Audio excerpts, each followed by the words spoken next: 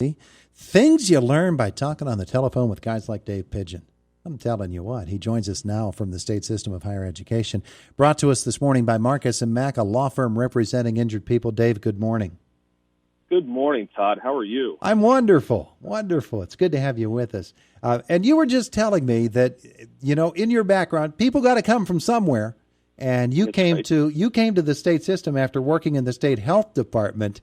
Here we are in this pandemic. You probably had some pretty good insights for the folks at the state system once this thing broke out and everything just went bejunkers here at the beginning of, or the middle of May or March or whenever it was. It's been so long. There is not a day that goes by that I'm not grateful for the experiences that I've had that have led me and our team, and not just me, but the entire team to this moment. Yeah, it would just be incredible to be in that atmosphere at this time during the pandemic. But you're at the State System of Higher Education, and obviously this has been a tumultuous year. It would have been a groundbreaking year anyway without the pandemic, but it just added to the entire experience. So let's talk a little bit about what's been going on at the state system. And obviously we want to start with the good news that came from the state legislature this week. Yeah, quite a hill to climb, but climbed it we did. So we're very thankful for the support that we had from the General Assembly. This is the most substantial piece of legislation that will have an impact on how the state system operates if the governor signs it in the nearly 4-decade history of this system. That's really hard to understand. So let's get into what this piece of legislation does, what the goal that the state system has in approaching the General Assembly and saying, hey, listen, we need your support. We have to make this happen. Yeah, so let's set a couple of real quick parameters, and I think it will help your listeners understand the success of this bill or what it's meant to achieve. So first and foremost, the state law says that two things have to be in balance with our public universities: affordability and quality. They have to work in balance. Then you take a look at the trend lines that have been happening prior to the pandemic. We've had an enrollment drop of about 19%. And that is obviously very concerning to see. There are a number of reasons for that. Population changes. We've seen a reduction in the number of high school graduates. Meanwhile, our costs have also gone up. Tuition was going up for more than 2 decades. That model simply could not be sustained if this system, with well over a century of experience and history, was going to continue on for the next couple of decades. Mm-hmm. We needed change in how we operated. So what this legislation achieves and can achieve is providing opportunities, opening doors and avenues for the state system to explore that can help us be more nimble and adaptable as the market shifts. Take, for an instance, Todd, we know right now from a workforce development and demand standpoint, think about what's going to happen in healthcare over the next year or two. Yeah. There's such a demand. There was a demand before this pandemic for healthcare workers. And prior to this legislation, the state system could not create a standalone or expand, a new healthcare program, let's say, or create a healthcare program that can be applicable to all the different, to the different universities. We know that some universities do have great healthcare programs, but we simply could not use our size, our leverage, right? 14 universities, 96,000 students, to more affordably create a healthcare program, not without an act of the legislature, which makes it political. This legislation will allow us to create or expand new institutions to meet that workforce demand. So that's a critically important component to it. There's other cost-saving measures that we can pursue. There's also more protection for student privacy. That's another important component, too.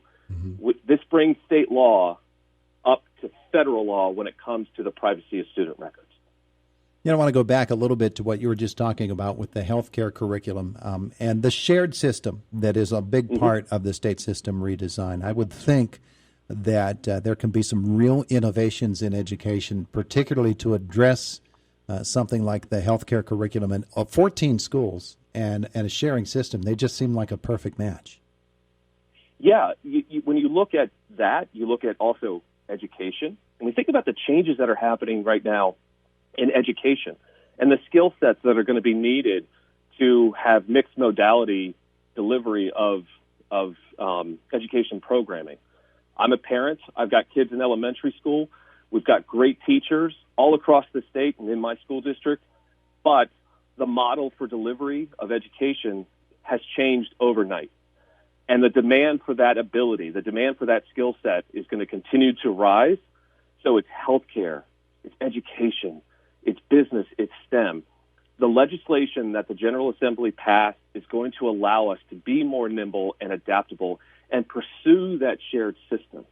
Prior to all of this, for more than 30 years, the model was 14 universities, public universities, competing with each other, but under the same system umbrella.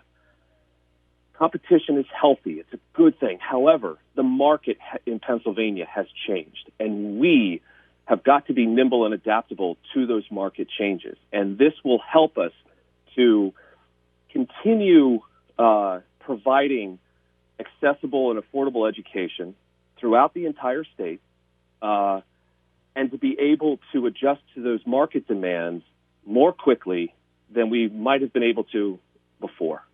We're talking with State System spokesman Dave Pidgeon this morning. The state legislature sent to the governor earlier this week House Bill 2171, which basically says we took a look at the state system redesign and we like it. And so we give our blessing and let's move forward with this thing. Dave, a lot of the input for the state system redesign had to come from each of the individual universities because they are so diverse. And the issues that one university is facing may be completely different from the issues that are facing another university. Talk, if you would, about that sort of a collaborative atmosphere where you can come up with a single redesign plan, but with so many different components and so many different approaches. That's right. And we have such great expertise across the entire state system. And specific to your question, Todd, within the leadership of the 14, it's been impressive and even, I would say, inspiring the way that they have come together to swap ideas, stress test their ideas, and to work together and figure a way forward so that way we can keep this great system and the unique experiences that you can get at different universities, while at the same time leveraging our size. Think about that for a minute. We're 14 campuses and over 95,000 students. We have scale, and really for the first time in a comprehensive way, we are looking to use that scale to, one, maintain affordability and bring down cost, but also to open up student experiences so that a student at one campus may have opportunities to pursue at another campus that he or she may not have had before. And that is very exciting. Even in the midst of a pandemic, that is very exciting, because there's one thing I think it's important for listeners to know. The pandemic came and it had consequences and a profound impact on the state system, but what it did not change was our mission. Our mission is still the same. The affordability aspect that you speak of is something that has been maybe downplayed a bit too much because it is a really important aspect of what a state system of higher education is all about. I mean, it is something that families across Pennsylvania especially are looking for. The high quality is one thing. The fact that you can afford that high quality is something that has to work hand in hand with that. Yeah, Pennsylvania's higher ed landscape is so uber competitive. There are well over 200 institutions of higher learning, post-secondary learning, degree-issuing institutions. So you have a highly competitive market, and we are in the midst of really difficult economic times. And I mean that not just from a state standpoint, but also from an individual standpoint. There's a lot of unknowns, and people are going to be looking to increase their own marketability within the job force, right? Mm-hmm. I mean, there's going to be folks who need new jobs. There's going to be folks who want to upskill or reskill so that way their careers remain viable. And affordability in the next year, the next decade, as Pennsylvania climbs its way out of the economic response to the pandemic, is going to be crucial to the state. And that's our responsibility, affordability. Quality, yes, but affordability too. And we shoulder that every day.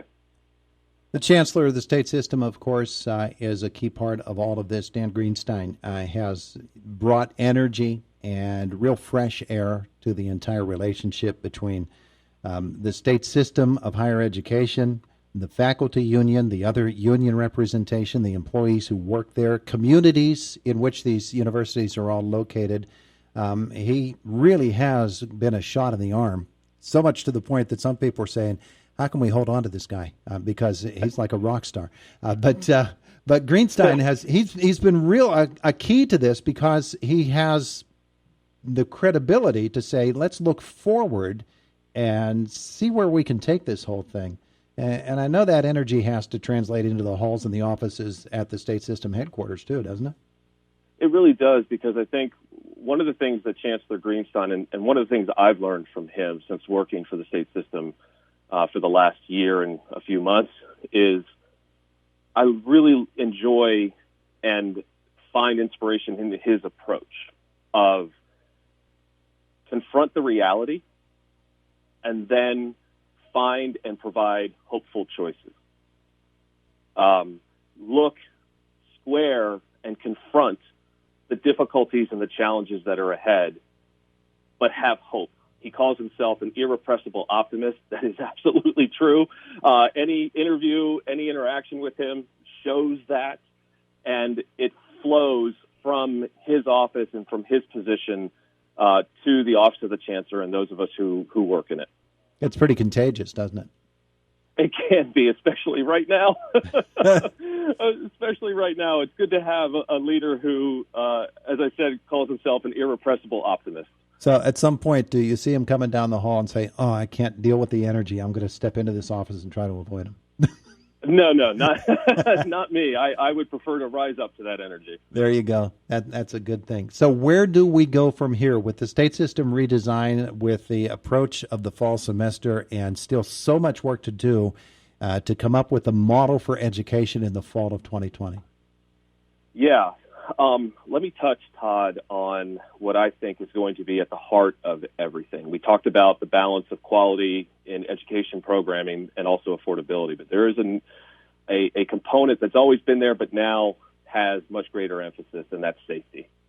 Part of this culture of safety that's going to be developing within our campuses is going to be a compact, a social compact.